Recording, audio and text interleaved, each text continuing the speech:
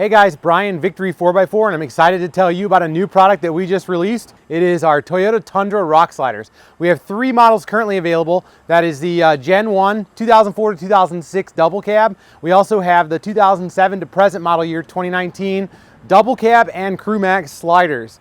So I know what you're saying, hey, just another slider option for the Tundra. It's not just that. We know what we're doing. We've been doing this for 16 years. These are true sliders, meant to be used. We're meant to withstand the weight of this truck. So now, I want to talk a little bit about the slider, the construction of the slider. We're using a 3x2 box tube as the main structure, followed by a 1 3/4 round tube on the outside. We have some gussets to go in the middle of the sliders, and they're actually positioned in a way that when you actually open the door and use the step, you're stepping on the gusset and you're not stepping on a round tube. We use 2" by 2" to go into the frame, 4 upper locations and 3 lower locations. Now, you're gonna have to drill 3 holes each side, lower locations on the frame. It's just the way it is, guys. There's no way around it. If you want this to use as a slider, you have to have the reinforcement. It's pretty simple physics. When you build this slider, you're basically creating a lever, and all the upward force on the outside of this slider right here needs to be countered. So that's where we have the mounts that go underneath the frame. Those counter the upward movement. If you don't have those, the slider's gonna push right up into the door of the truck. And if anyone's trying to tell you that they make a slider that doesn't have lower mounting tabs and it will work, they're lying to you. Don't buy them. Do not use them because you will have body work in your future.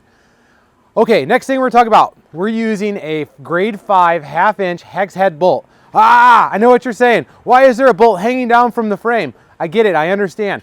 The application for this is a shear, all the forces in a shear. So when the slider is being pushed up, it wants to shear the bolt. We don't want that to happen. So if you used a carriage bolt, sure, you could get away with a flush or a round bolt bottom. The problem is you're gonna shear it off.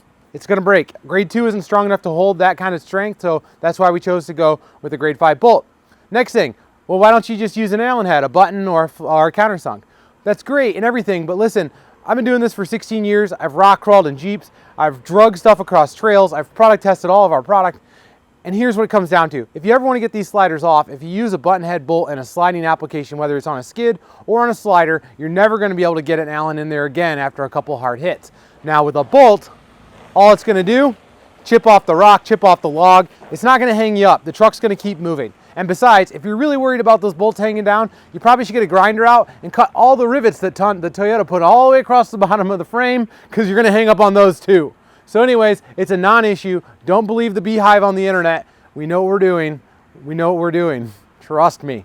So anyways, that's our sliders. If you have any questions, feel free to reach out to us at info@victory4x4.com and keep watching as we make more Toyota Tundra parts.